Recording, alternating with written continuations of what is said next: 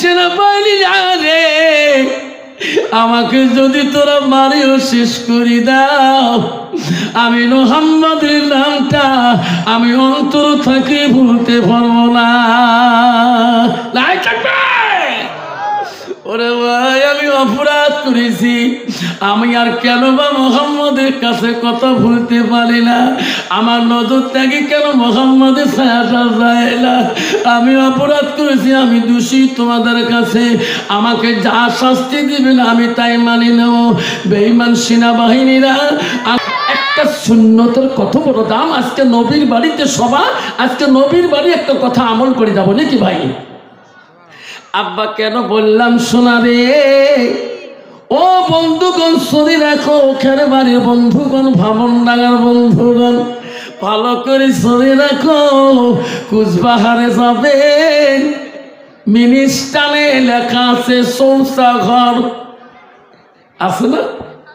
ওই রেল স্টেশনে লেখা আছে শৌচাঘর। শিলিগুড়ি যাবেন, কুচবিহারে যাবেন, ধুপড়ি বাস স্ট্যান্ডও পাবেন, সব জায়গায় পেশাব পায়খানার ব্যবস্থাপনা আছে। কিন্তু পয়সা আছে বাবা, 10 টাকা দিয়ে পায়খানা করতে হবে, 5 টাকা দিয়ে পেশাব করতে হবে।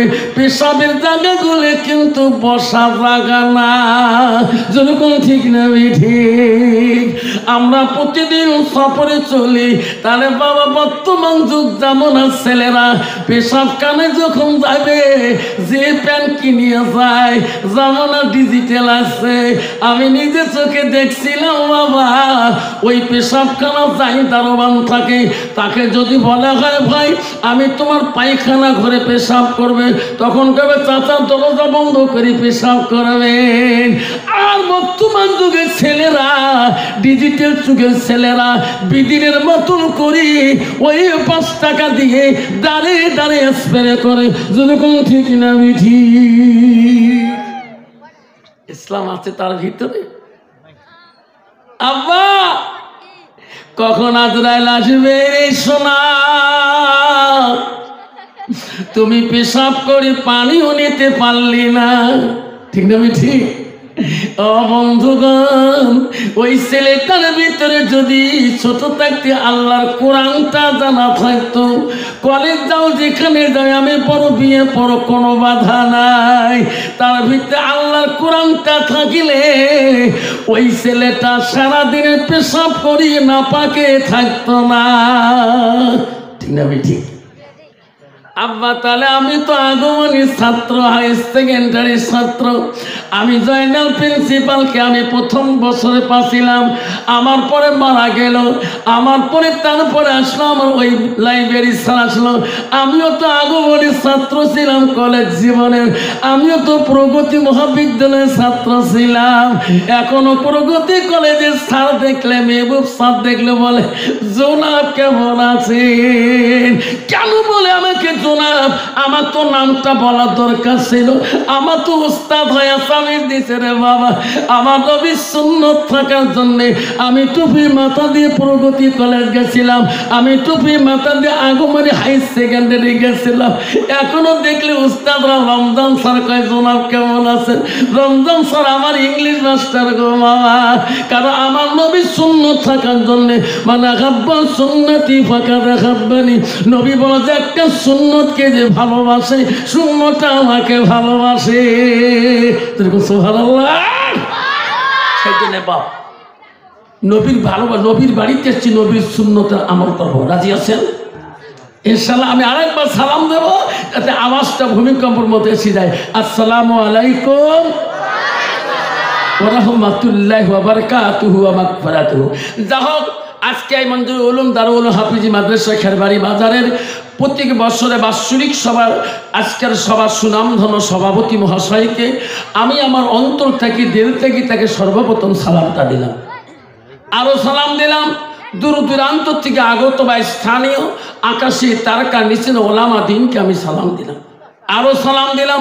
আমার আব্বাজনের বৈশিষ্ট্যতা রাজা আব্বাজন এসেছেন, আমি তাকে সালাম দিলাম। আরো সালাম দিলাম পর্দার আড়ালে থাকা, নীরলে থাকা অন্তর দুলালি মা বোন, খালাগণ, ফুবুগণ, মাসিগণকে। আরো সালাম দিলাম আমার বয়সের বন্ধু, ছোট ছোট ভাই, ছোট ছোট বোন, সোনামণি, করিমণি, সবাইকে সালাম দিয়ে আমি আমার বক্তব্য শুরু করলাম। তার একটা আল্লাহকে ডাকবো, লা ইলাহা, একসাথে লা ইলাহা, পড়ো লা ইলাহা।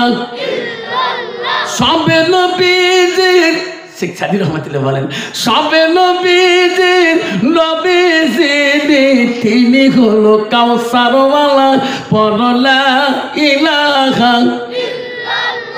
আওয়াজ হয় না কিন্তু, লা ইলাহা। আকাশের মালিক যে আল্লাহ, জমিনের মালিক সেই আল্লাহ, পড়ো লা ইলাহা, পড়ো লা ইলাহা।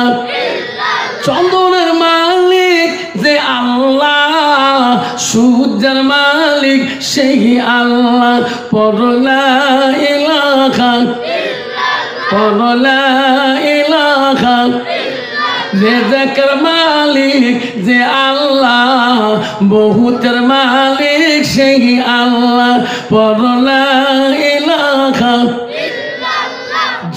লা ইলাহা। জান্নাতের মালিক যে আল্লাহ, জাহান্নামের মালিক সেই আল্লাহ, পড়ো লা ইলাহা, পড়ো লা ইলাহা। জাহান্নামের মালিক যে আল্লাহ, জান্নাতের মালিক সেই আল্লাহ, পড়ো লা ইলাহা, লা ইলাহা ইল্লাল্লাহ মুহাম্মাদুর রাসূলুল্লাহ। মুহাম্মদে কোন সাল্লাল্লাহু আলাইহি সাল্লাম। আব্বাজন বলুন, জান্নাতের মালিক কে? সবে মুরব্বীগুলো বলবেন, জান্নাতের মালিক কে? আল্লাহ। জাহান্নামের মালিক কে? আমরা খেরবাড়ির মানুষ, বামনডাঙ্গার মানুষ, এলাকার মানুষ, আজকে সবার মানুষ জান্নাতে যেতে চাই না, জাহান্নামে যেতে চাই। জান্নাত খেয়ে যাবেন, হাত তুলি দেখান। জান্নাত যাবো সবাই ইনশাআল্লাহ, তাকবীর লাগান, নাই থাকবেন। বন্ধু শুনে রাখো, 15 ফেব্রুয়ারিতে মেট্রিক পরীক্ষা আছে, ওয়ালা সামনে আসছেন। রুটিন এসে গেছে কলেজে কলেজে, স্কুলে স্কুলে। আমার মোবাইলেতে রুটিন আছে, ডিউটি পড়বে। যত বাচ্চা আছে রে বাবা, সবাই কিন্তু দোয়া চাই, গাজীর হুজুর দোয়া করে আমার সোয়া তোমার স্কুল থেকে মেট্রিক দিবে, যাতে 100টা লেটার পায়। মেয়ের বাবা কয়, ছেলের বাবাও কয়, কত বাবু কত দোয়া করেন, ঠিক না? ঠিক। বাড়ির যা কয়, বেবি রে কা আমার বাবুর জন্য সব হুজুর দোয়া করবি কাল খেরবাড়ি, যাতে 100টা লেটার পায়। 15 তারিখ পরীক্ষা, কিন্তু তুইও মূর্খ মুইও মূর্খ, কিছু পাই না। বাবু যদি চাকরি পায়, মামা এমনি আমাকে বেতন দিবি, ঠিক না? বেটি কত আশা রে। মা কয়, বিবি রে কালকে যে মাগুর মাছ আনি দিলাম, ঝোল করি আমরা খাবার নাই, যাতে ব্রেনটা খোলা থাকে, যাতে সব মুখস্থ থাকে। বাবু পড়ে যে মা বারে বারে যায়, মাও তো মূর্খ বোঝে না। স্বামী ফোন লাগে, কয় স্বামী গো হুজুরের দোয়া বলো কবুল হয়ে যাবে কে? বাবু তাহলে মুখ দিয়ে পড়ে না, কান দিয়ে পড়ে। কি করে? হ্যাঁ, সকাল থেকে কান দিয়ে পড়বে লাগছে, 2টা কানের তার লাগাইছে, টেবিলের তোর তার মুই জানো না করে মেশিন, ঠিক না? ঠিক। ও স্বামী লিটার বোঝে 100টা পাবে গো, টেনশন নাই। কই কান দিয়ে কেমন করি পড়ে? কই যখন ঘরদান খালি বইয়ের পাতা উল্টে, এরকম, ঠিক না? ঠিক। কম তো বাবা, ওই ছাত্রটা মেট্রিকে পাস করা আশা আছে নাকি? আসে আছে। আবার এক কবি বলছে, ছাত্র অধ্যয়ন তপস্যং টেবিলম। ছাত্র জীবনটা হলো টেবিলের সাথে, বইয়ের সাথে তপস্যা করতে হয়। বর্তমান যুগে যেমন ছেলেমেয়েরা টেবিলে বসে গানকে হেডফোনে তপস্যা করে যেরকম ঠিক না বেটে আব্বারা হাত তুললে জান্নাত পাওয়া যায় না। জান্নাত গাল মসজিদুল বাইতুল্লাহ আল্লাহর ঘরের সাথে তোমার সম্পর্ক রাখতে হবে, তাহলে মুসলমান, তাহলে তোদের জান্নাত হবে। এমন মুসলমান বাবা বাড়ির সামনে মসজিদ রে বাবা, আজান দিল মসজিদে যায় না, আজান দিলে বাবা বাজারে যে সময় নষ্ট করে রে সোনা। আর মসজিদুল বাইতুল্লাহ মসজিদ আল্লাহর ঘর গেটে ঘৃণা মনে করে যখন ঠিক না ঠিক। আল্লাহ নবীর কাছে আব্দুল ইবনে মাসউদ হইতে হাদিসটা বর্ণিত আছে। আল্লাহ নবীকে প্রশ্ন করে কয়লান নবী সাল্লাল্লাহু আলাইহি সাল্লাম আইয়ামা ইহাব্বু ইলাল্লাহু তাআলা, নবী গো ওগো নবী আল্লাহর কাছে সবচেয়ে ভালো আমল ভালো বস্তুটা কি? নবী বলো কালাস সালাতু আলা ওয়াক্তিহা, সময় মতো ওয়াক্ত মতে নামাজ পড়াটা আল্লাহর কাছে সবচেয়ে বড় আমল। সুবহানাল্লাহ। ও মুসলমান, ওরে বাবা মুসলমানের ঘরে জন্ম নিয়ে মুসলমান হওয়া যায় না, মুসলমানের ঘরে জন্ম নিলে মুসলমান হওয়া যায় না। আবু জেহেল বাবা কেমন ছিল রে? আবু জেহেলের বেটার নাম ছিল কি জানেন? তো আবু জেহেলের বেটার নাম ছিল আকরামা। কিন্তু ফিরআউন হামানকে বলছো, বলছিনি মহারাজ আপনি যদি খোদাই দিবেন করতে চান ইসলামের প্রতিষ্ঠানগুলো বন্ধ করে দিতে হবে, মাদ্রাসা মক্তবগুলো বন্ধ করে দিতে হবে, তাহলে দেশের মানুষ তোমাকে খোদা বলবে। ফিরআউন বলে যা হামান তাড়াতাড়ি যা, দেশে যত ইসলামী প্রতিষ্ঠান আছে সব বন্ধ করে দে। দেশে যত বন্ধ করুক না কেন, কিন্তু বাবা আমার ইসলাম কিন্তু বন্ধ হয় নাই।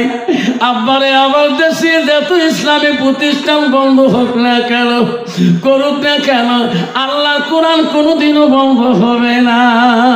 হবে গো বাবা, কলি দেয় যদি পৃথিবীর মানুষ যদি বলি দেয় কেউ পৃথিবীর যত কোরআন আছে সব কোরআনগুলো পরিচয় করে দাও। পৃথিবীতে যত ধর্মশাস্ত্র আছে, অর্থ কিতাব, সংকিতা, গীতা, মহাভারত সব কিতাব পুরা দিয়ে ছাই করে দাও। কোনো ধর্ম কিতাব পৃথিবীটা লাগবে না, সব দিতে মহাভারত কিতাব সংবাদ পুরা দিল। কোরআন যত আছে সব কোরআন পড়া দিয়ে দিল।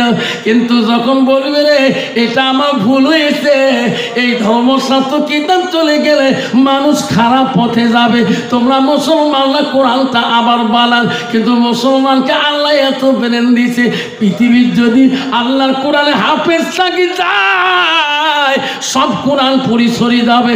আলেম যদি থাকি যায়, হাফেজ যদি কোরআন পড়ে, আলেম বসিয়া কোরআনগুলো লেগবে, আবার ডিস্ট্রিবিউট করবে। 30 পারা কোরআন পৃথিবীর জমিনে আবার পৌঁছে যাবে, যদি পৌঁছে কিনা ঠিক। কিন্তু বাবা অন্য ধর্মের কিতাব যদি পড়ে দেওয়া হয়, ওনাদের কোনো হাফেজ নাই, একবারে ধ্বংস হয়ে যাবে। এই বাচ্চাদের কাইরে কান্দে বেগে যেত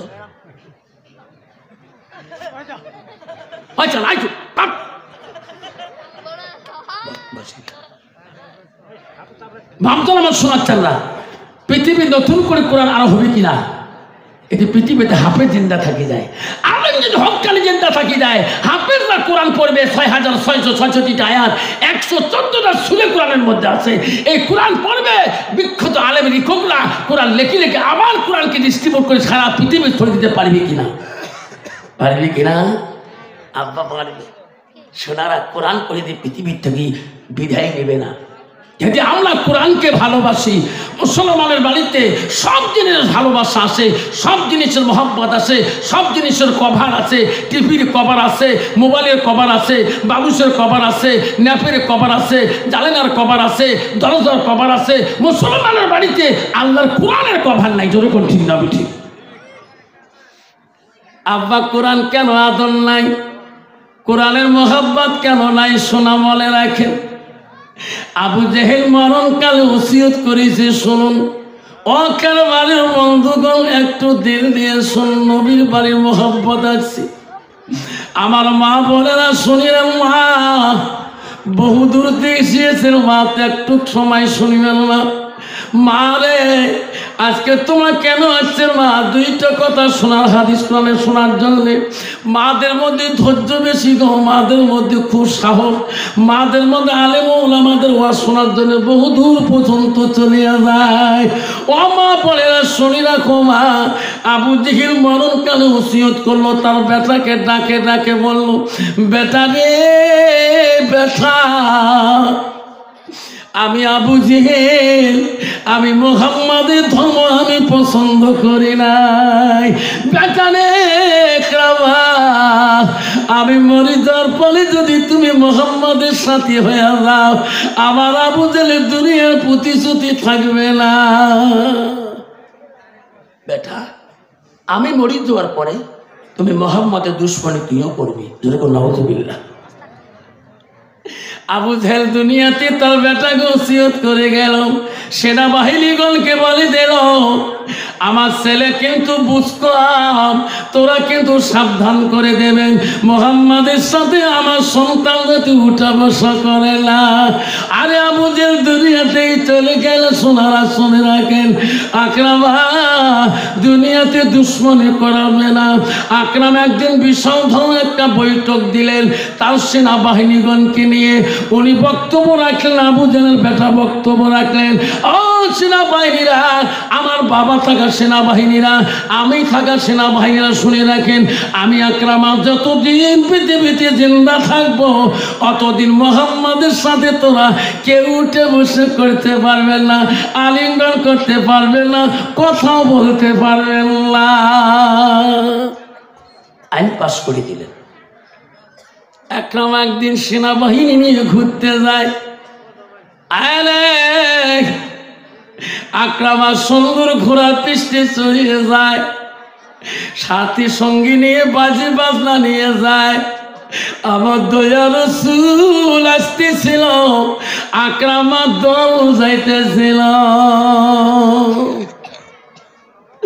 আমার নবী দেখছে রে, এই দাদা দল ওই আবু জেহেলের বেটার দল, আমার শত্রু গো, আমার পথ ছাড়ি দিতে হবে, এনাদের দলকে যেতে দিতে হবে। আবারা আল্লাহ নবী আলগা হয়ে দাঁড়িয়ে বলেন, আকরামার সেনাবাহিনী নিয়ে বাজে বাজনা দিয়ে যায় গো। ওই সময় আকরামার চোখের নজরটা আমার সোনার নবীজির নজরে নজরে পড়ে যায়। আকরামা ঘোড়ার পৃষ্ঠে থাকতে পারলো না, ওই ঘোড়ার পৃষ্ঠেটাকে চাপ দিয়ে নামিজিয়া বিশ্ব নবীর সাথে আমার মুহাম্মাদের সাথে মোলাকাত করে। যেরকম সুবহানাল্লাহ। আকরামা, ওগো মুহাম্মদ, আমার বাবা তোমার সাথে দুশ্মনী করিতে পারে, আমি কথা দিলাম রে ভাই, আমি তোর সঙ্গে দুশ্মনী করব না, আমি তোর কাছে আশীর্বাদ চাই। নবী বলো, আকরামা রে, তুমি যখন আমার কাছে আশীর্বাদ চাইলা, আমি দোয়া করব রে, তোর দুনিয়াতে দুশ্মনী থাকবে না। আকরামা মোলাকাত করে দোয়া নিয়ে চলে গেল। সেনাবাহিনীরা মনে বলে রাগ হয়ে গেল, এই আকরামা আইন করলো, মুহাম্মাদের সাথে মোলাকাত করা যাবে না, কথা বলা যাবে না। আজকে উনি আমাকে সারি, উনি আগে আইন নষ্ট করলো। যেরকম ঠিক না ঠিক? আকরামা নতুন রাজ্য রাজা। আকরামা, কালকে তুমি আইন করছো কি, আজকে হলো কি? তুমি নিজেই বলছো না মুহাম্মাদের সাথে উঠে বসে করা যাবে না, মুহাম্মাদের সাথে মোলাকাত করা যাবে না, মুহাম্মাদের সাথে আলিঙ্গন করা যাবে না। আকরামা, তুমি কেন আলিঙ্গন করলি? আকরামা বলছে, সেনাবাহিনী রে, আইন করছি আমি সত্য, কিন্তু আমি অপরাধী। যখন থেকে মুহাম্মাদের সাথে আমি মোলাকাত করছিলাম, তখন তাকে আমাদেরটা কেন বা করে মুহাম্মদ মুহাম্মদ। সুবহানাল্লাহ। এই সেনাবাহিনী রে, আমাকে যদি তোরা মারিও শেষ করে দাও, আমি মুহাম্মদের নামটা আমি অন্তর থেকে ভুলতে পারবো না। ওরে ভাই, আমি অপরাধ করেছি, আমি আর কেন বা মুহাম্মদের কাছে কথা ভুলতে পারি না? আমার নজর থেকে কেন মুহাম্মদের ছায়াটা যায় না? আমি অপরাধ করেছি, আমি দোষী তোমাদের কাছে। আমাকে যা শাস্তি দিবেন আমি তাই মানি নেব।